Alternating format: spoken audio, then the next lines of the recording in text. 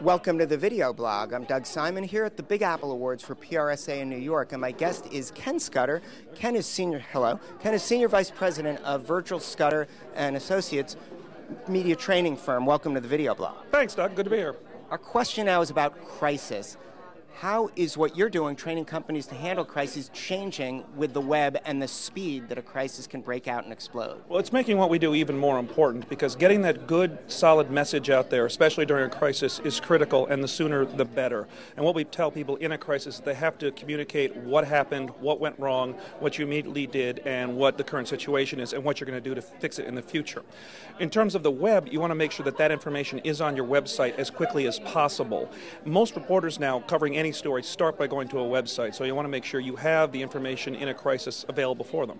Right. Now, we can make this fun. What are some mistakes that you're seeing out there? Maybe companies not adjusting the time, and feel free to name names if you'd like to. I won't name names because I'd love for them to be clients, and hopefully they're not already clients. But not in the spirit of the web, but we'll see what we can do. We'll keep trying. Yeah. The biggest mistake I've seen people do is not having a server ready for the influx that you get during a crisis. And it's something people often overlook, is that you're going to get tens of thousands, hundreds of thousands, millions of hits possibly on your website. Make sure you're not overloading your server. Make sure you've got backup.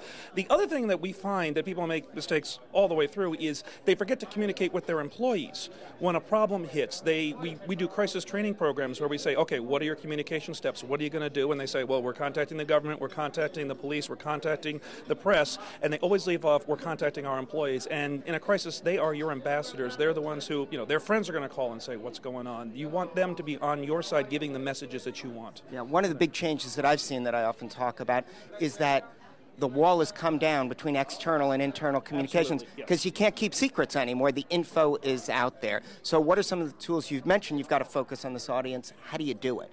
It's a simple matter of thinking about doing it and making sure it's a part of every one of your crisis plans, every one of your communications plans is internal communication, and making sure that, like you said, nothing you say internally you don't want to see externally, because if you say it inside house, it's going out house.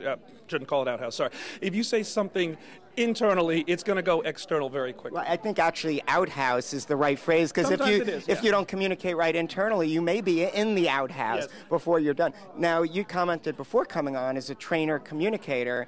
What are some of the things you're doing in this communication? Because you're like, uh-oh, I better be taking my own advice. What are some of those points? Well, first of all, it's making good eye contact with your interviewer, and hopefully I've been doing that and not waving to the camera like this. But it's making sure you have your key points, making sure that you get them out in a short, concise manner, and having something you want to say. What we tell people is you should be able to anticipate most of the questions you're going to get in an interview. So have answers prepared for them. I don't think I've done a great job on that today, but hopefully I'm covering it well. I think you're doing great. We're going to get to our final question, which I hope will be a doozy. Authentic communications valued so much more today than it used to be. Now, corporate communications is almost automatically viewed as inauthentic. Yes.